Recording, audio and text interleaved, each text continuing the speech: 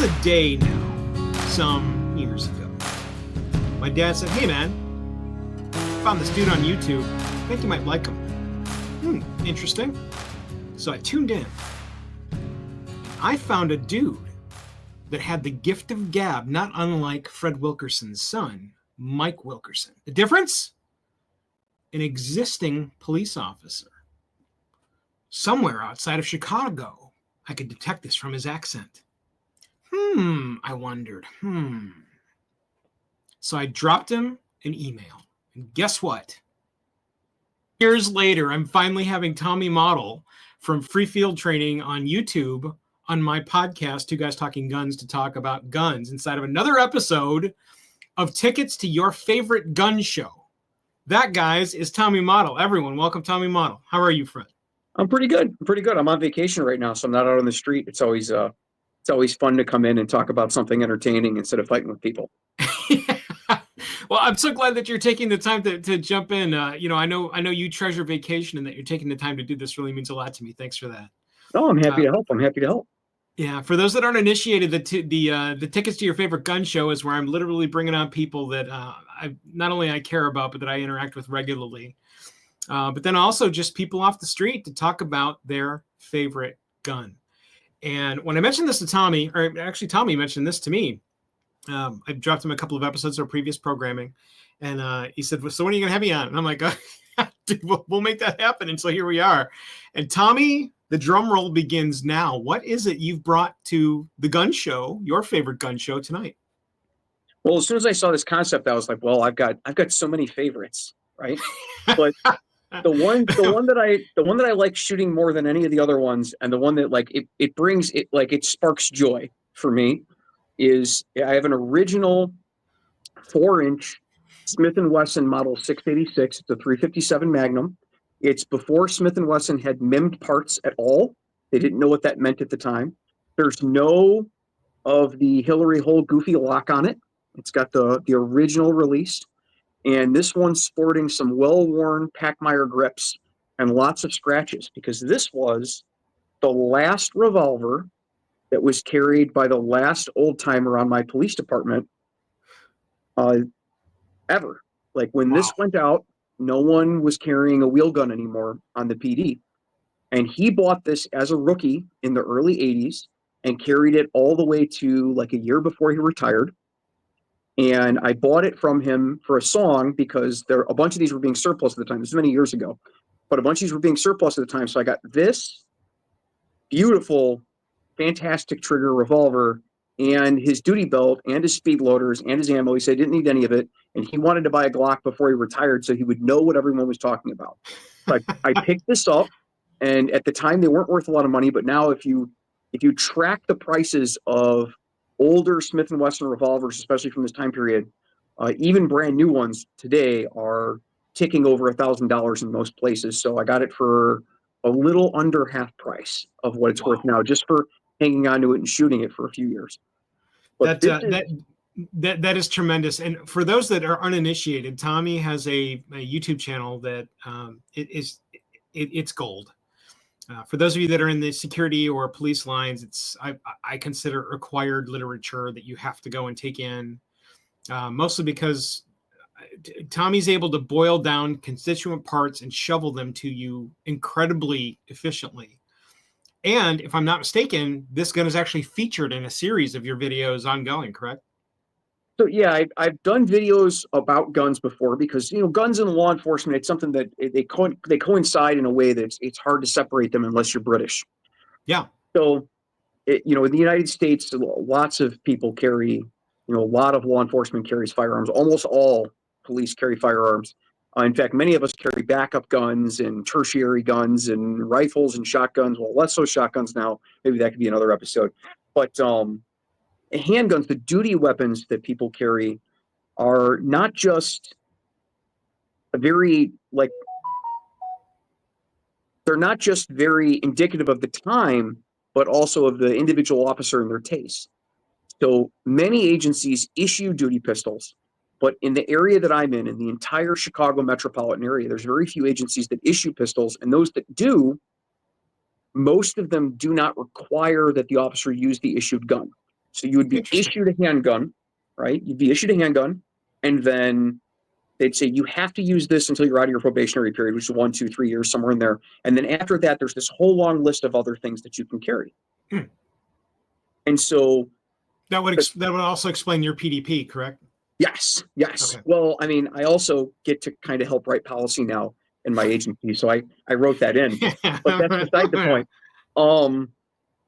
Like right now, my agency doesn't issue anything. We recommend that people go get a Glock 19 Gen 5 with a Streamlight TLR 1HL and then a Safari Land Level 3 holster for it. And we say, you should really start off with that. And then once you have a couple years on, you can switch to this whole long list. We like a bunch of manufacturers, bunch of calibers, all sorts of stuff that we support with armor assistance and with ammunition and stuff for people that want to carry other things, because it's our belief right now in 2025 that it is much better to have a police officer who is comfortable with the gun that they're shooting than that mags or ammunition exchange. And in the history of law enforcement, there's been one really good, solid documented case of someone running out of ammo and needing to exchange ammo and not having somebody they could exchange ammo with. But there's been thousands and thousands of cases of people completely missing their target. And then you look at it and you go, okay, you had this 110-pound cop and you issued them a 45 caliber Glock 21 that didn't fit them, right? So we'd rather you have something that you're comfortable with over whatever the new whiz bang thing is today. I love that. Yeah, I love that. I love that. There's some, again, moves like that just feel so commonsensical to me, and especially the way the policing is going and has been.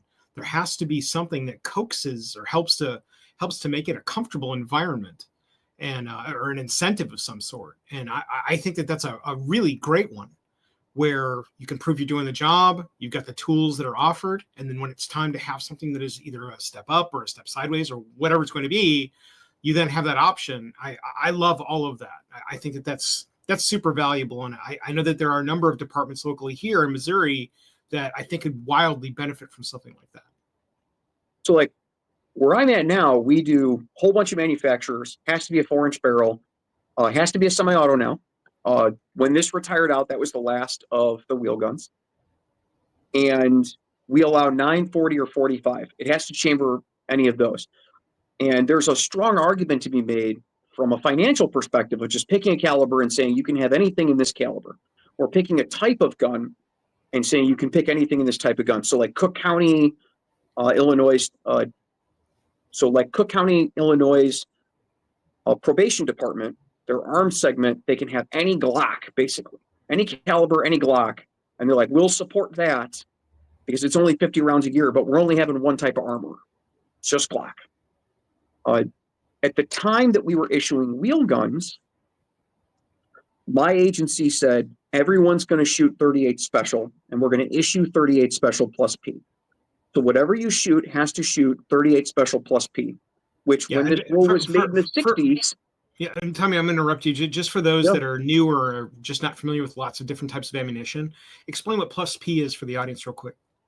So plus P came about because there's older calibers that are from the black powder era, and they only generate so much maximum pressure in the chamber. So you could have 38 special, and then 100 years later, we realized we could get a lot more out of this cartridge case because black powder has is less dense. Like you need more black powder to make chamber pressure than you do smokeless powder. So with modern smokeless powders, you could take a 38 special and you could push it to way higher velocities. You could make far more chamber pressure, which makes the gun a lot more powerful. So if you had an original I frame or an original J frame revolver, very small Smith Wesson revolvers, you might have something that's 38 special, but it's not plus P rated. You still get that sometime with some of the, let's say, more budget friendly options from Taurus, especially the very lightweight budget friendly options will be 38 special revolvers, and they'll say something like, limited plus P use, which tells you don't put plus P ammunition in it. It means you can only use the standard pressure stuff. Yeah. You could still get standard pressure ammunition. In fact, that's what most people for something like this will use for training ammo because it's cheaper. You're using less powder, you're using smaller, not smaller, but lighter bullets. which lose less material, and so they're going to be a little bit cheaper. So it's still one of the most common types of 38 special ammo. 38 special ammo you're going to get is plus P. Yeah. But that's kind of an outgrowth of 38 Smith & Wesson, because 38 Smith & Wesson was the original version of this cartridge, and then it became 38 Special. They're like, we'll make this a little longer, and we get a little more velocity out of it. And then at a certain point, it became 38 Special. You could get plus P. And then someone decided, hey, you could load this way hotter. And that's how we kind of came up with 357. Because if you put 38 Special loaded to such a high velocity that it would get to 357 pressures, you would blow up any of the original 38 Special guns. So we made the cartridge case a little longer, and that's how you end up with 357, which is what this is chambered to be able to use. One of the things I always try to explain to people, you got to make guns idiot-proof. And that's exactly where I was going. Whenever I try to explain plus P to somebody and we start talking about the concept of it being more powerful, when I say it's more powerful, they instantly think, oh, so the bullet's going to get bigger. And that's not what we're talking about at all. And the concept of velocity and rounds is something that I know it's alien, mostly because it's not been presented well inside of what is modern day America media. Again, the sample is it's far easier to throw giant black evil AR guns under the bus with a much smaller round than anything that will fit in the gun you're holding or is on your desk right now, rather than to try and explain velocity, where the speed of which the round is moving is the deal. I mean, that's the whole thing. The other one that I always get giant gaping eyes on is I go, okay, so you know an AR, right? Your quote assault rifle. The round that typically comes out of that is, and I go and I grab a standard 22 round and I show them that the round on the end of what is a standard 223/556 round is exactly the same in general as the one that's coming out of the 22. And then you simply show them a 9mm round. They go, well, wait a minute, that one's so much bigger. And I'm like, ding. And so again, it's the speed that we're talking about, the different types of powder are allowing that projectile to be pushed through the tube faster because of the burning of the gases behind it. That's the plus P. Yeah. So it's plus pressure, because the more pressure you put behind the tube, the faster that round is going to come out, the faster that bullet is going to come out of the gun. Right. Thereby giving you, quote, more power. That's, again, this is where you'll start to see the flicker of the light bulb moment from people when you start talking about it. And you do have to explain it a couple of times. But again, very often what I always do is I'll look at the ground inside the range and I'll pick up a shell and I'll pick up a 22 round and go, so the little thing that felt like kind of like a BB gun where you're just going pop, pop, pop, pop, pop. That's this. The one that guy over there is using that's making the wall shatter, that's, whatever it is, a 308 cartridge, whatever it is. And I go, forget about what's on top of it, forget about the bullet. Look at how big this case is and how much powder it holds. And that's why it sounds louder. The sound from the gun doesn't make a louder sound because the projectile's bigger. It makes more sound because there's more powder being burned off. And you really do. I love that. It fuels me inside of firearms instruction, because you can watch people's faces turn from kind of the sideways dog face to them slowly nodding. And then you can see the puzzle pieces and the neurons firing and then connecting. And dude, that fuels me. That has fueled me since day one of being a formal firearms instructor. It's so much fun. It's also why I'm doing this podcast. It's way more than just bringing on old great friends to talk about your kick-ass guns. There's always an element of education that you really do have to find different pathways to help more people understand it. Man, you're not only do that in your own content, you're doing it right now, and I love that, Tommy. Well, I try. It's funny. You succeed, friend. It's funny that you bring up the noise, because that's this particular general type of firearm. The reason it became really popular with law enforcement in the 80s and 90s was, I think personally, this is just Tommy's theory, is because of the concussive noise that this thing creates when you shoot it inside a building. So at the time these were being issued out, you would have been issued or told to go buy a standard 38 special that'll handle 38 special plus P. So that way your duty ammo could be 38 special plus P, and the police department could issue you out standard pressure 38 special to practice with. And you could get more range time because it was cheaper. There's a strong argument for doing that today. A lot of agencies do that type of thing. So 357, if you look at the like one shot stop charts or any statistical analysis of gunfights from that time period, from the late 70s, early 80s, all the way into the 90s, you see that like it's like 380, 9mm, you know, at the time, 40 Smith and Wesson, there was some overlap. 45 ACP got a little better because if you had one round, it would be more likely to stop the person. And then there was like 12 gauge slug and rifle rounds, and then 357 was almost as good as 12 gauge slug. And we look at that information and go, wow, like why would pushing this 400 feet per second faster, this 158 grain round, why would this do that? And I always wondered that until I went to a live fire shoot house. And I, being an aficionado of revolvers, even though I'm living in the time of, at the time I was living in the time of 40 Smith and Wesson, and now we're living the time in 9mm, I touched off a round in this inside a live fire shoot house, and I was like, oh, I see. Because the most likely reason to stop somebody, the most likely reason a person is to stop from handgun shots is a psychological stop. People get hit, and they go, wow, that sucked. I am no longer going to fight. Whereas with shotguns and rifles, they're most likely to be stopped by, wow, I'm dying. Because the vast overwhelming majority of people that are shot with handguns live. And the vast overwhelming majority of people that are shot with shotguns and rifles die. Well, so, again, that's a lot about wound channel too. Yeah, and there's a lot of things that go into this. A lot of things that go into this. But my theory is the reason that people that get shot one time with 940 or 45 or 10 mil or a lot of other things, the reason that they're less likely to stop from a single shot is that most of the stops from handguns are psychological. And this thing is like a flashbang going off if you shoot it inside of a 10 by 10 room.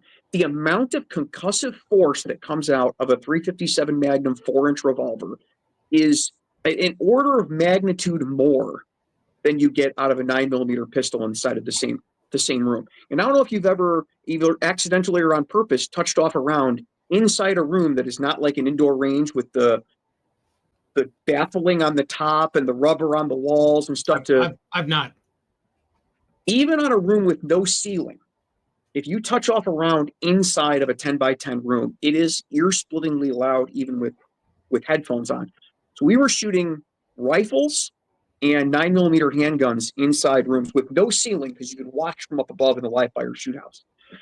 It is concussively loud. Like you feel the force the same way you feel when you fired a rifle that's got a comp on a range and you feel that force on your chest, like you can feel your chest, it thumping on your chest. You get that same sensation when you touch one of these off inside of a room, inside of a house. And so my theory is that the reason that 357 Magnum revolvers had that great potential for law enforcement use, and the reason it got such a good reputation, and the reason the statistics back that up, is twofold. One, it's so incredibly loud that when you shoot this at someone, even if you only hit them once or you don't even hit them, they're more likely to give up because it has a startling effect how incredibly loud it is, especially in close quarters, especially contacts. The other is that, like my friend who bought this, they tended to be bought by people who were issued a standard 38 special revolver, got good with it, and decided they wanted something better. And the type of person who goes out and spends their own money, at the time, the modern day equivalent of $1,100, $1,200, $1,300 to get something that they were not issued, is the type of person that is going to be very serious about using that thing. As evidenced by the fact that this revolver my buddy bought has adjustable sights, which were an option at the time that he bought it. It's my understanding.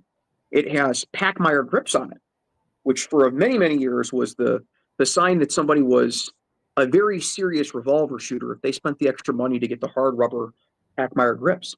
It was a square butt revolver, a square butt variant of the 686, and it has these overmold grips that give a lot more space, gives you a place for your middle finger to go.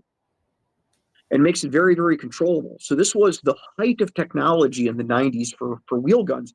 And I consider it kind of, until the advent of things like court revolvers becoming popular here, and the new spur revolvers that are coming in from Germany that are all non-mimmed parts.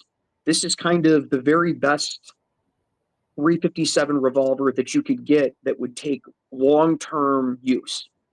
This thing was made somewhere in the early 80s, and I still carry it pretty regularly today. If I'm wearing something, even just a loose t-shirt, I will put this in my Kydex holster, and I will carry that around. Yeah, and you've mentioned that Kydex holster several times too. Do you want to give us the origin state on that? Oh, so this was a fun project. I was trying to figure out how to carry. This is one of my favorite stories. So, for those of you, Tommy, that's the dream of this entire program, is where I get to bring on my buddies, and all of the stories that I get to enjoy that typically were not recorded, that just happen to be off the cuff, are something that my audience gets to enjoy. And so, pretty please pardon me while I go grab a barrel of popcorn, and you go, boy. All right, so I love this story. Listen up. So when I got this gun, it came with the duty belt and the original like level 12, whatever, like level 4 Bianchi or Safariland or whatever holster that it's really hard to get the gun out of. So I figured out how to use it with that, and that's fine for going to the range and screwing around, teaching classes, and showing people where technology came from in law enforcement, which is part of what I do with free field training on YouTube, is kind of like talking about what the modern best technology and practices are today, and where those came from. Sometimes you have to show people what it used to be or what other people have used, which is why one of my favorite guns to bring to the range with rookies is a High Point C9 to show them how bad guns really can be. So I was carrying this around in that, only on the range. And the other holster that I was able to find for this was a Phobos holster, which are terrible. I mean, I guess they're fine if you're just hanging it off your belt to hang around at the range for the day, but they're not. There's no retention on them at all. And anything else was a big leather old man FUD type of holster, which wasn't really helpful because you can't conceal it. You could get a vertical shoulder holster from Galco, and that was about it, but it doesn't lend itself to summer carry. And I wanted to carry this the same way I carry my little 360 PD, which it's in my lockbox upstairs because that's my like all the time gun. I have a little J-frame I love to carry around. So I wanted to carry by the way, J-frame is going to make a future appearance. It's just a matter of time, sure. I promise. That's fun. Because the J-frame is so filled with stories, dude. Again, for the audience that's listening, Tommy is not only audio discussion gold, Tommy is like storyteller gold. So continue on, friend. Sorry. Well, I love the J-frame because it embarrasses people who are firing modern handguns when I can shoot better than them. Yes, so, me so anyway, too. People on the internet and at my police department used to give me crap because they're like, well, that 357 you carry, the little J-frame, all of that information, from the 90s and 80s with how good those 357s are, that all came from a 4-inch barrel, 158 grain, these like FBI hammerhead load things, which I use all the time for like armor testing and stuff on the channel because people know about them. And I said, okay, that's fair. I've got one of those. I'm going to start carrying that around. And so when people start talking, their smack about it on the range or when we're at a training day or something, I just pulled this out of my pants. But I had to figure out a way to carry this around. Yeah, and hold on, pause button. So yeah. I would like for you to stand up. For those of you that are watching on YouTube, as we're talking to Tommy here during Two Guys Talking Guns, Tommy is going to just where he would be holding that, and forget that it's appendix. Tommy is a small dude. Just so you guys know, if they ever come and need to redo the Lord of the Rings films, dude, we got the entire cast, I think, inside of not only Tommy's house but Tommy's room. So nobody believes me, but because from the internet I look tall, it's just from the camera angles. But I'm 5'2" and 175 pounds, right? Like, you are not 5'2", my friend. I will follow your lies, but you are not 5'2". I am 5'2". I swear, I just came from the doctor. Anyway, I'm an old man. I go to the doctor a lot. I was just there. I'm 5'2", 175 pounds. All right. So anyway, the lies continue. I understand. Continue. So this thing is a variable boat anchor for me to be carrying around. So it is, dude. I find that it's hilarious because I can use, like, I've got walls full of stuff down here from the YouTube channel. People send me products. So like I've got the perfect belts. I've got belts that don't look like anything, that are really strong gun belts. And I've got all of the technology, but I didn't have a good holster for this that I could carry it appendix and actually make it disappear. I have all the pants because I get all the tactical pants in the world, and a lot of them don't look like tactical pants. So I went online. I was like, I Googled like appendix carry Smith 686, and all of the holsters were for like 2.5 inch models, some for the 3 inch model, 686s. I'm like, who would do that? If you're going to carry something this goofy, go all out. I'm surprised nobody's carrying a 6 incher. Even Reddit had nothing for me. Wow. So I went online. I was kind of digging a little further, and I found an old forum on like AR15.com or something where somebody you cut out a second. You cut out first. Continue. Okay. Somebody said they got one from a company called Craft Holsters. Craft holsters. Okay. This will become important later, not because it's a brand thing, but because it's funny. So I order this holster, and it's a special order. It takes like 6 weeks. It comes from Slovenia or something, and it's got a faux, one of those plastic Phobie clip things on them that I don't really enjoy, but it's got the right pattern for me to put a DCC monoblock on it, which is also a really weird mix of technology with the Revolver to have a DCC monoblock. But I figured out that the pattern's the same, so I put a DCC monoblock on it, and then I go to put the gun in the holster, and it looks at about yay far. And then I looked at their literature that they send with, and they say the holster is shaped roughly to the size of the handgun that you're going to use, but then you need to heat it. And they suggested a hair dryer to heat the holster and then get it to the proper shape, and just you wrap your gun in a plastic bag and just keep shoving it in there until it makes it and clicks. So basically, craft holster means craft your own holster. They give you like a relatively close to what you want holster, but then you craft it the rest of the way, which a lot of people are going to think that that's a dig on them. I like that they will make you literally anything. They're like, whatever goofy shit this midget in the US wants to do, we'll make his thing, but you're going to have to craft this shit on your own and make it fit, right? So I had to craft the indents for the barrel, and I had to craft how the retention works on it, and how much it retains onto the trigger guard. Like I had to craft all that, and some of my crafting wasn't the best. Like some of the crafting on the edge you're of it. You're a brand new holster crafter. I'm a brand new holster crafter, and it comes marked Falco holsters, which I'm assuming is the same company, just different marketing, whatever. But luckily, I told them I wanted the sweat guard, because the problem I always had with my J-frame is that the hammer would dig into my fat roll on my other Revolver for my J-frame. So this is actually, it's about as comfortable to carry around as my J-frame, but it's a little harder because of the enormous Pachmeyer grip that's on it. But I'm not going to get rid of it, because this is the sign that you're a serious Revolver shooter, that you have this big Pachmeyer grip. So I can't get rid of it. It's got to be the whole thing. When this comes out on the range, people are like, I say, no, man, you can carry something bigger than that. Like, no, I got my 43X. That's really as much as I can carry some big 6 foot tall. I was like, come on, man. And I can pull that out with the Pachmeyer grip hanging half out the bottom of it, and be like, look, I got the Pachmeyer grips on it and everything. My vacation promise to Tommy is that I'm coming to your range someday, because I want to witness that shit. I just like there are so many just choice times in the range that I can recall. People get embarrassed. I love that story. That is my absolute favorite story that you tell about, especially wheel guns. But I love that. Most importantly, I am a giant fan of holsters, especially ones that are either outside the box or something's done special, or you've got like, holy shit, goofy gun, and it's time to find the holster. I love all of those stories. Send them on. I love all that. Most importantly, holsters, guys, go get holsters that fit your gun, unless you do something like Tommy's doing. But the bottom line is, go and get something that was made and fits your gun. You can buy all the universal ones that you want, and you'll be able to put your gun into it, but they were not made for your gun. The company I've gotten my last 3 holsters from is a company called Vetter Holsters. You probably have seen them inside of social media roles, and the quality, the ability, and what I always tell people is, they're going to their Wall O guns and they're grabbing your gun. Then they're going to their Wall O flashlights and they're grabbing your flashlight. Then they're going to their wall of optics and they're grabbing your optics. And then they're going to put it all together along with your cotton candy machine or whatever else you put on your gun. And then they're going to craft your holster and then send that one to you based on whatever pattern, whatever model holster that you choose.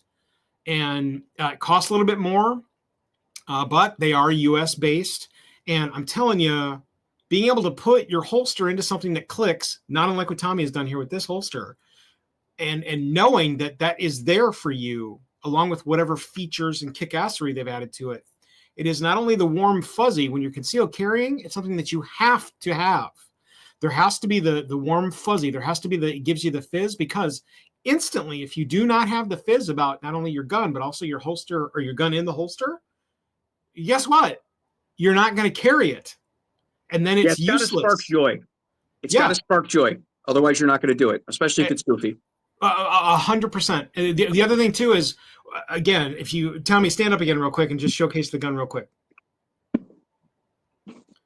Okay, so for those of you watching the video presentation over on YouTube, again, you can get it to all the links you need to over at 2GuysTalkingGuns.com. You can see that is a very large firearm, but Tommy is able to accommodate it as he sees fit with a good solid belt, what is essentially a custom holster, and zeal to carry it. Anything missing from that listing of recipe contents does not work. Okay? So pretty please, guys, you can go buy whatever you want to for concealed carry, but always have that recipe for when you're going to conceal and carry, because again, one of those three elements missing, it's going to sit at home. It's going to sit in the safe at home. It's going to sit in your drawer at home. It's going to be under your bed, wherever it is you've chosen to keep your firearm. It's going to sit there because you're not incentivized to carry it, right? And there's lots of great options out there for holsters. Like, and you were talking about Vetter. I actually had one of the other guns that sparks joy that I thought about bringing up for the first episode of this with me was I have a HK USP Tactical. And you want to talk about something that's hard to find holsters for. And I went on Vetter's website and they didn't have anything. So I contacted them, and one of their sales guys was like, hold on, I think Mike's got one. And then after that, like, I forget who it was that they said had it. And then it became an order item on their website. It popped on the website after they made one for me, because they're like, all right, well, if we're making it, once we've made one, once we've got the mold going, we can make these for all of them. So I actually have in my safe, I've got an HK USP 45 Tactical that I have a Vetter light tuck for, which is it's an awesome thing to be able to carry around. It's another one of those guns that it sparks joy and it makes you like get excited about, oh, I get to carry this cool thing today. Yeah. I love it when any company, and I'm not going to go on my usual Canic rant here for everybody, but I could. The bottom line is that any company that goes out of their way to make sure that their users and the people that spend lots of money with them are happy and feel like they're being listened to. Dude, pardon me while I use both of my hands to push in all of my money. I'm totally not kidding. For those of you that might be inside of the gun manufacturing business, or frankly, inside of any manufacturing business, Vetter holsters. Another one that I love to pimp and talk about is Muddy River Tactical. They're another one where they're making holsters that are custom. They bother to take different material so that it feels good on your body. Again, all you have to do is just say, we can't wait to get your money. Here's why. And when I get the smile and I have money in my hand, guess where it goes, guys? It goes directly to you. It's so commonsensical. In fact, that we're talking about money. The other thing I want to talk about is something called Rocket Money. Tommy, you have any idea about Rocket Money? No, I don't know what Rocket Money is. Okay, Rocket Money is something I started using about 3 years ago when I went on my own marketing adventure.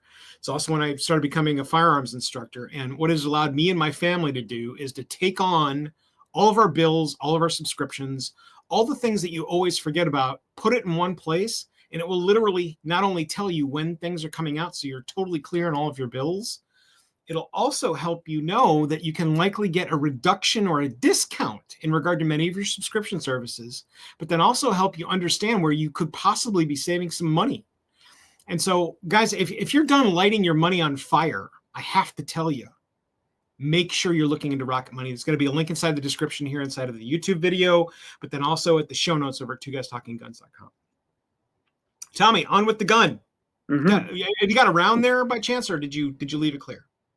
Oh, it's empty. I've got them. I actually put them over here to the side. Yeah, I don't use the speed loaders. I use just loose rounds in my pocket when I reload it, because I find it more embarrassing for the people that I'm teaching that I can reload it from spare rounds faster than they can manage to shove the magazine into the shove lock. the magazine in. Yeah. Yeah. Yeah. And so Tommy is holding what is essentially as big as his index finger. Sorry, Tommy. And it is a good, solid, excellent round.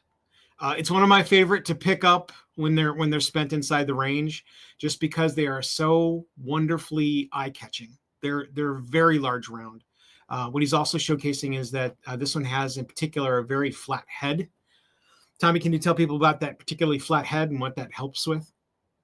Well, what it helps primarily with is that it's old school cool, just like the Revolver. So if I'm going to carry it, I'm going to carry it with the traditional cool guy round. So what this is much like you would have with a hollow point. This, instead of having a hollow point, is a jacketed cup, like a copper cup that lead is then poured into, and it's poured a little above the rim of the jacket. So if you're familiar with cup and core hollow point ammunition, this is just like that, except there's no hollow point. It's just soft lead. So when you're driving this round at extremely high velocity, it flattens out and it pushes the copper back in much the same way a hollow point does, except there's no hollow tip to it. It's just a jacketed soft point. These are far more popular with hunting rounds than they are with personal defense rounds. Yeah. And I have to admit that in this case, this would make an excellent 357 Magnum load for hunting deer out of a 6-inch revolver or from lever action. These are absolutely devastating out of lever action. But I've shot this in some ballistic gel before. I shoot a lot of armor with it, and it appears to be very, very effective in the envelope you would need it for personal protection as well. Possibly more effective than anyone would ever possibly need. Yeah. And again, I always try to tell people, in particular the people, when we say the words, would you like home defense rounds or would you like training rounds inside of the range in which I work, when we're selling them ammunition after purchasing a gun or just coming in to purchase ammunition at all. And again, I will get the sage head turning sideways dog-like thing. And I'll just go, why don't we explain it for you real quick? And we'll crack open a couple of boxes. And we'll literally show them the dunce cap-like round of a training round, and then we'll show them what a self-defense round looks like, and then just explain the difference. And again, it is the always generation moment for another light bulb moment inside of the land of firearms ownership. And dude, that fuels me. It's why I work at the range that I work at. I don't make a ton of money working there, but just the light bulb moments and the acknowledgement of they were able to find an answer that they would not have had otherwise. It gives me the fizz, man. Well, ammunition is always an interesting topic. People get really angry on it about most of it on the internet. One of the great things about 357 Magnum is that you can shoot so many different types of rounds through it, and they all work reliably because there's nothing to cycle. There's nothing like you just pull the trigger. If it doesn't work, you pull the trigger again. There's no recoil operation, no gas operation, any of that. And you can run everything from your 158 grain 357s to a 125 grain 357. If you're into speed, you like fast rounds, you can get ball 125 grain 357, and it blows through stuff. I mean, it's a fast round. You can get a hollow point 125 if you really like expansion, or 135s if you really like expansion, like quick expansion with a shallow termination. You could get 38 special just training ammunition, which makes this feel like you're almost shooting a little 22 revolver. Mm-hmm. Yep. And you can get wad cutter rounds that make nice clean holes in targets and also make nice clean holes in people and are super easy to shoot, super easy on the gun. You can get almost anybody to shoot them. And those make a surprisingly effective personal defense round as well. So you could take a 357 Magnum revolver and you can load it very, very light and hand it to someone that does not have, a big strong man's build and a lot of ballast to offset the firepower of the gun and the recoil of it, and they can still have something that's perfectly legitimate for personal defense. And the other thing I like about it is that you can have something like this. Put this away before I go picking the gun up. This I can teach my son. My 14-year-old son shoots this, and someday when I croak and he inherits it, he could load this with this and have something that would be a great challenge for a very seasoned shooter to shoot well, because revolvers are a challenge, and that's part of the fun of them. Is It that is if you learn to shoot a 100%. revolver very well, you can shoot almost any handgun very, very well, because the triggers, as much as I say this trigger's great, the double action trigger, like having to manage that for every shot, makes you a better shooter overall. And so this can be a great challenge for somebody. And then taking the same gun, you could take the same gun to hunt deer and have an even more interesting challenge, trying to get close enough to it, or bring it in close enough where you can plug it with a 4-inch barrel 357, but it's still perfectly capable of taking them. Yeah. And that's the beauty of this round, and part of the reason why it gives me the warm and fuzzies, like why it sparks joy in me, and why I like to carry it around, when I'm not working, when I'm off duty. When I'm on duty, it's all about whatever the best technology is that I can get at the time. Make it the most effective thing humanly possible. But, backup guns and off-duty guns, those are things I don't carry that for king and country. It's just for me, and it's got to give you the warm fuzzies in order to really put the time and effort into learning something and being good with it, and actually carrying it around, because the gun in your safe doesn't do you any good. Yeah. One of the elements that came through just super bright and shiny clear during my last concealed carry firearms class was the fact that everybody thought that every single revolver ever was just an old gun. And that's not how this all works, guys. There are revolvers being made right now. Oh, yeah. Seriously, as we speak. And they're a huge segment of the market. Dude, they're giant. They are a giant mountain of money-making rocket fuel inside of gun stores.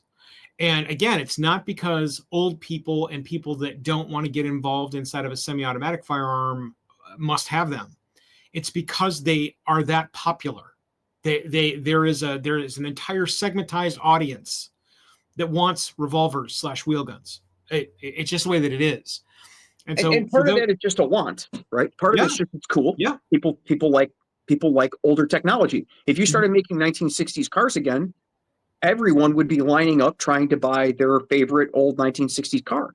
And the beautiful thing about motorcycles and guns is that you can have the one your dad had. Yeah. And you could probably have the same one your dad had, and you might be able to get one that is fresh off the production line. Like these are started being made in the 80s. You could buy a new one of these. It's not going to be identical. There's been a bunch of revisions since then. It's got some MIMD parts. There's a transfer bar safety instead of the trigger mechanism that this has, but it's going to be essentially from the outside, it's going to look like the same gun. You can put backfire grips on it. You have the exact same thing. But revolvers there's intrinsic value that they have outside of just, it's the same thing my dad had, or I like it because Dirty Harry had it, or I like it because it makes me feel like a 50s detective. The other element that came out inside the class is that we've got this really nice diagram video that I'll link to it inside the show notes for this episode over 2GuysTalkingGuns.com. It's also it'll be in the description for the video. And inside the video, it actually shows what happens inside the handle of the gun. A lot of people are just under the impression that there's just a big giant mound of metal inside of the grip of that gun. Tommy, again, showcase, please. Hold the gun up. Well, I can say, yeah, I haven't had the grips off in a little while, but no, and I don't want to take the grips off. But where Tommy's right hand is right now, wiggle your right hand. Where Tommy's hand is, everyone thinks that that's just this giant spur of metal that has essentially a handle riveted to it or screwed onto it or whatever. And it couldn't be further from the truth. There are essential elements of the gun that are inside of the handle, regardless of how big it is, regardless of the model. And model. And again, it's a wonder of technology. It's why firearms will always continue to generate the fizz, regardless of whether or not it's an older legacy wafting over to generations prior to the ones we're in, like what Tommy's holding here, or something new that you buy right off the rack that has so many new gizmos and features and whatever else. Guys, it's all about the education of those things. And this gun that came out sometime in the 80s has so much education waiting for you. It's just a matter of you getting tickets to your favorite gun show to talk about it and think about it. Tommy, let's talk about free field training quick. Tell me more about free field training. Well, I am a police officer and have been coming up on 19 years now. Hot And damn, man.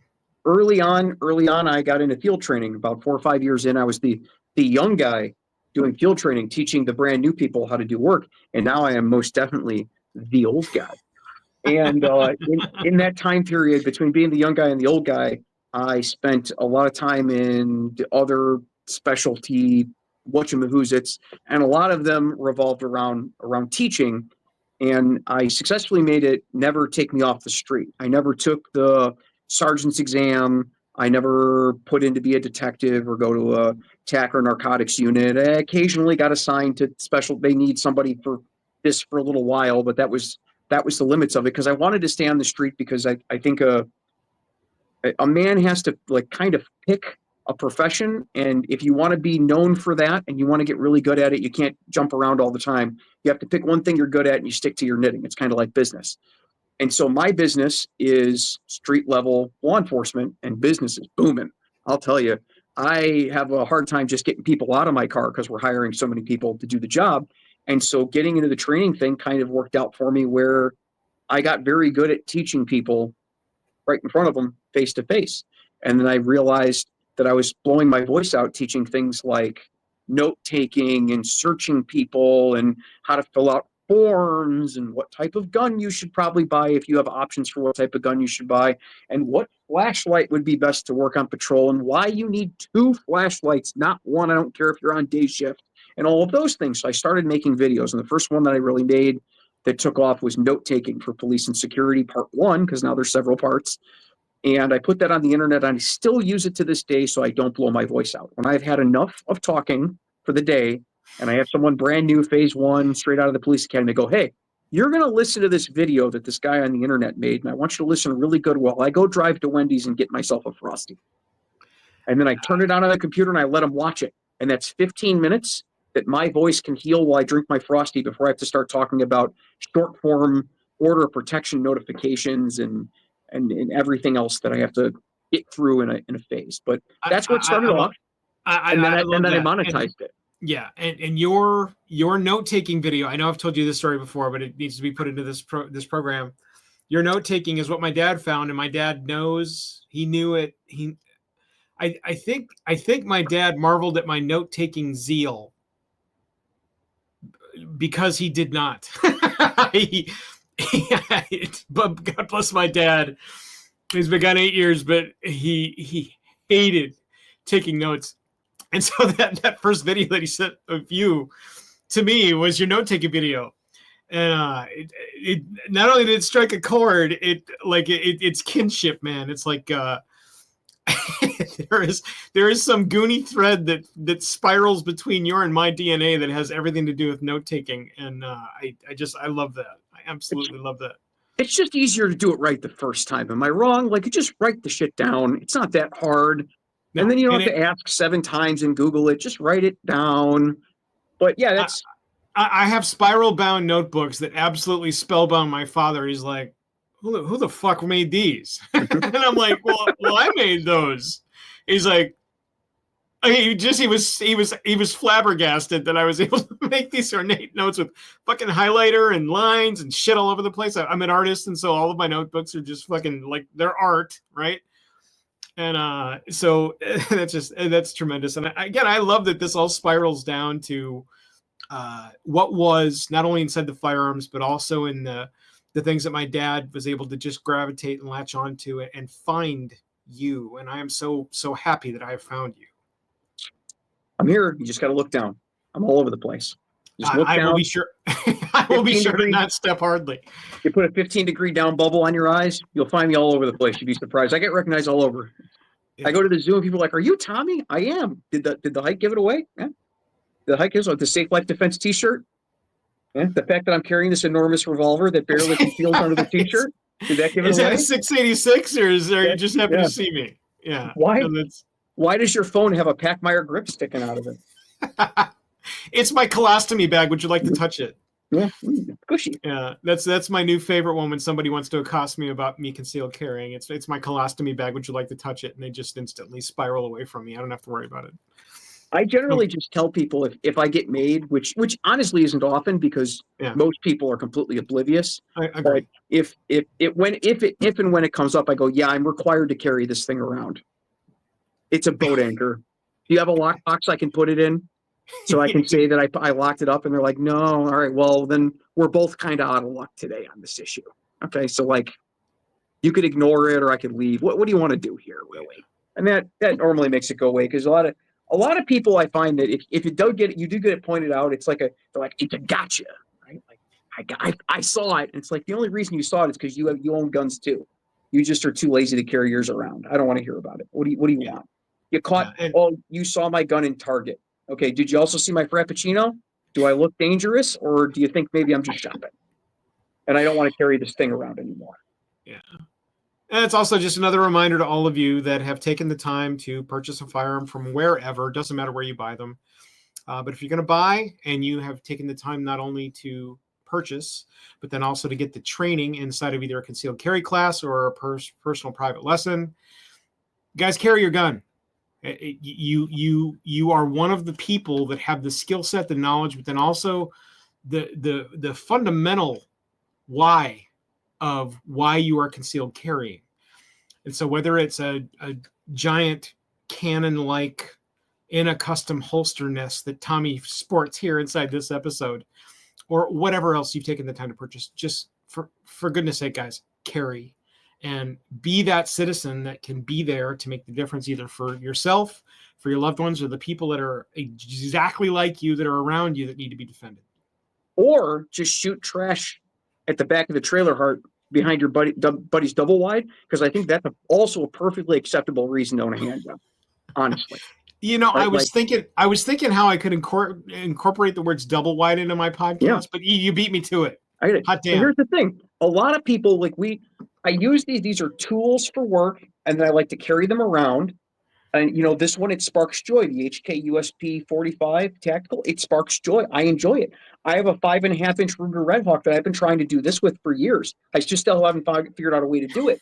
But the flip side of it is, part of it is like you can't always. Everything in life is not super serious, and although we're serious about guns, we're serious about gun safety. You also sometimes just have to shoot at some trash behind the double wide at the back of the trailer park safely, right? Like I work at a Boy Scout range in the summertime, right? Like I go to the scout camp and I help little kids learn about 20s, and the smiles you get on their faces when they, the first time that they're shooting rounds and they make a nice little tight group, and you explain to them like, well, now you've made a tight group. Now we're going to adjust the sights and we're going to move that tight group up into the bullseye. Well, look, now you can shoot through the bullseye every time. Or they'll look, some 35-year-old man, the first time you teach him about shooting clay pigeons, it's like you've awoken a new, like it's a new kink in their brain. When you take a 35-year-old man that used to be in the Army, right, and you take him to the range and you're like, if you like rifles, you're going to love this. We're going to blow things up, and it's going to be fun and legal and perfectly safe. And you get the clay pigeon thrower and you launch it out there, and the first time they really catch a good piece of that clay pigeon and it explodes, or the first time you fill a refrigerator with tannerite and shoot it from 100 yards away and the door flies off, like I'm joking about that. But like that, you have to remember that some of it is just a portion of this is just recreation, right? Yeah. So Yes. you can buy a little tiny gun and carry it around every day and shoot 30 rounds out of it and have never done anything with it and not really know what you're doing, and it kind of becomes a vestigial tale, right? It's a vestigial gun that you every once in a while shoot and you're like, I'm a gun owner. But my encouragement for people when I have them, especially in training as a cop, is like, hey, try to at least make this a little bit of a hobby, right? Like, yeah, do your dry fire practice because it's something you have to do in order to be good at your job, and definitely learn about your duty weapon. But let's take this back to 50 yards. Can you hit that pepper popper from 50 yards away? And like, I've only practiced 15 yards. We only qualified 25. Yeah. But from back here at this picnic table, watch this, right? And I pull out my old man gun and thumb the trigger back and I hit the pepper popper at 50 yards. I'm like, can you do that with your gun? And then make a game out of who can hit the pepper popper from 50 yards back, right? Yeah. Or go to Yeah. the range, like go shoot bowling pins. Like there's all sorts of stuff that you can do. And if you can do that with the gun you're carrying, then you've got something that you've got confidence in and sparks joy because you have so much fun with it, and is going to be there when you need it to defend yourself. And then you're golden. Now you're having fun. You know, like it's just like work, where like if you find something you like doing, you never have to work another day in your life. Man, if you find a gun you like shooting, then it's never going to be a pain in the ass to carry the thing around for the rest of your life. And that's the golden spot of self-defense, because then you'll always have it. Yeah. You won't find an excuse to not have your gun on you because you love it. I love this thing. Hey, I'm going to take it on vacation. Why? Well, because I might get an opportunity to shoot it at a refrigerator behind a double wide. Of course, I'm going to bring my gun with, right? And then you always have it with you. You don't have to worry about, it's going to be at home. It's just always on you, which is why I love revolvers and why this is my favorite one. That's by far my favorite gun. And I love that you bothered to give all of us that are either watching or listening over at 2GuysTalkingGuns.com tickets to Tommy Mottle's favorite gun show, the 686 from 686. Oh, 686-1, right? No, this is an original. Oh, that is an original. Okay. This was the original production model. It's a no dash. I think we looked it up right before. It was produced between 81 and 86, which lines up pretty much because the guy I bought this from retired like 10 years ago. And he did a long career. He was there for like almost 30 years. So that kind of lines up that he bought this early on in his career, and he got off of probation, bought it, used it his whole career. And incidentally, he never fired 357 out of it. It was always shot with 38 special standard pressure. And then every year we still do fire 50 rounds of our duty ammo. So it maybe had 50 rounds of plus P in it. And if you know anything about an old L frame 357, and this is a 6-rounder. It's not even the extra round. They make them now with 7 rounds, but there's so much life left over, and it's not even funny. Yeah, I think the last thing I wanted to talk about here was we got into this when we were looking up the -1 stuffs. What we also talked about was that a lot of people are under the impression it's kind of one of the, it's another myth you want to try and break inside of firearms. A lot of people are under the impression that the newest revolvers that are made are somehow better than the ones that have been made previously. Let's talk about that. So I'm going to get some angry looks at SHOT Show if anybody from the major firearms manufacturers hears me talking about this, but yeah, new guns are not always better. The metallurgy has gotten better on some things, for some things. And more creative, 100%. Way more I don't think we can possibly take it. Right. The creative factor, we cannot. Yeah. I don't think we can take it away from that, because you're now able to do way more. So checkbox on the creative. Yeah. So for instance, no shade to Smith Wesson. I love that they're coming out with throwback models, right? No lock, blued steel, beautiful K-frames and stuff they're making now. And no shame to their entire production line of scantium frame revolvers. I absolutely love them. I owned a 360 PD. I carry it every day, even when I'm carrying this. Always got the 360 PD. I mean, it's a fantastic gun. And as far as I know, they're still fantastic guns. The production quality is still great. But all of the major manufacturers, through all of their reboots, rebuys, bought by this company, bought by that company, I hear and see nothing but complaints about the quality in quality control and in parts quality from old guns to new guns. And part of the reason why this particular 686 is my favorite, even if I went and bought a 6-inch and a 2.5-inch and whatever else tomorrow, is that there's not a single MIM'd part in this. And because of that, it's just that little bit better of a trigger, in my opinion. It's just that little bit better.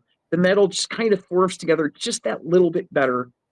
And I'm seeing people with brand new Smith & Wesson revolvers that have barrels that are not at the proper alignment, having problems with people. I've seen a couple people that are like, hey, my Colt revolver, it wouldn't quite index on this one cylinder. Now, that's concerning on a $1,500 gun. But if you look at the prices that these things were in the 60s to today, they've kind of flatlined to a point. People look at it and go, oh, $1,500 gun. It's like, yeah, but when adjusted for inflation, this would have been more than $2,000 when you look at them from their original production runs. And you go further back, the disparity gets further. I've even haven't seen personally, people saying that some of the Ruger quality control has gone down recently with their revolvers, which are roundly considered tanks. And I love Ruger revolvers. I got a bunch of them, but I've had people tell me that some of their newer version of the non-performance center GP100s have had problems, which is like blasphemy. in the firearms world. Yeah, when I was just going to say the GP100, because one of my very first firearm lessons is I actually sold 2 of those to a mom and pop shop that have a construction company. They were having issues not only with their neighbors, but also just wildlife. And that is the gun that I brought them in. We got that out of the rental range counter, and we let them shoot that. And it was easily the most comfortable thing that they were shooting. Plus, it allowed them to get into something that was very straightforward. It is a standard. There's no question. Straightforward and scalable. Yeah. Yep. And it's a tremendous firearm. It will fit just about anybody's hand. The elderly lady that got it, she was on the onset of arthritis, and so the rubberized handle that model also has, it was a boon for her because she could shoot it and not have pain. Yeah, that was phenomenal for her. Yeah, my dad was the same way. We took him, my brother and I, my brother's a truck driver, but he's super into guns. And he's like you in where he likes whatever that new flavor is. He loves the new flavor, the new cool, the new color. He loves the Canics and the new colors and 2011s and all of that, where I'm more grounded in what I absolutely know is going to work in older guns. But we set my dad down with a bunch of different firearms, and he's a mechanic. He's now retired. He wanted a gun to be able to carry around when he's out walking his dog and stuff now that he's retired. And the neighborhood's starting to change where he's living at. And the more we handed him, like we're handing him all these semi-autos, my brother's like, oh, this is really good. Here's a PMR 30, you'd have 30 shots. And he's like, it's kind of finicky and it's put together with screws. And I know how that works. And put that down. And I hand him a Glock 19. I go, here's a Glock 19, right? And he shoots it. And he's, because he's never fired a handgun before, and he's limp wristing it, and it's jamming, right? He's like, this doesn't work, and it's like, all right, well, that's because you got to learn how to handle the gun. You got to get some meat behind you. I'm an old man. Went through all the different guns that we had, the little 14-inch pump shotguns and stuff like that. He's like, I can't carry this around too big. I was like, I just want you to have the experience of using it, right? And then I hand him this, and he's like, oh, how does that work? I'm like, all right, well, you push this little doohickey here, and these slide open. You see any bullets in there? No? That's because it's unloaded. That makes sense. And then I put rounds in there, and I close it up. And I was like, now it can shoot. And he goes, that makes sense. I was like, you do this? Now it can't shoot. That shit ain't lined up with that shit. And he goes, oh, all right, that makes sense. And we showed him how to load it, and I loaded it the first time, and he shot it double action. He goes, okay, so every time I pull this, it indexes, locks in place, and fires. Like, he already knew how it worked. I didn't have to explain all of the little intricacies. He's like, I get it. This I get, right? And I unloaded it for him. I showed him how it unloads, your little ejector rod there, right? And he goes, okay, that makes sense. These things come out, and then I put more in. You already got it, right? And I hand it back to him, and he puts more rounds in, closes it up, shoots it. And I was like, all right, well, here's the thing. You want to shoot off, you want to close it off of this, right? We're going to close it here. So we gently index it. We can index the revolver in place. And then we're not going to put strain on this little part here. And he goes, that makes a lot of sense, right? And then from there, just a matter of getting practicing. They're great for new shooters. And people say they're not, it's not the revolver, it's old timey. It's like, yeah, but how many gunfights is my 65-year-old dad getting in, really? Right? I mean, in all likelihood, 0, right? All likelihood, 0. Well, not only that, what you're really giving him is not just a tether to a firearm that he's likely to use if he needed to.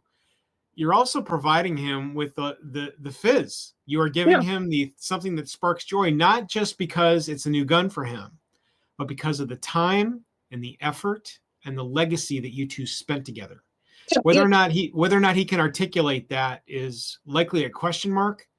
The best part is that it's there. And I fucking love that about firearms. And he understands it, and he enjoys shooting it. We go out, and I say, we're going to go shooting. He's like, I'm going to bring my gun.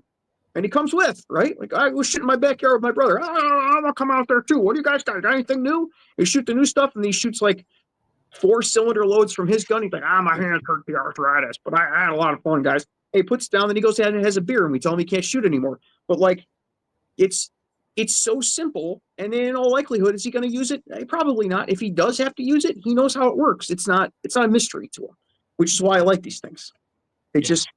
And then there are all the stories of me screwing with people on the range, shooting better than them. And that's another reason that I like these. But they spark joy, and that's why it's my favorite one. Is that everybody you hand this to has fun with it.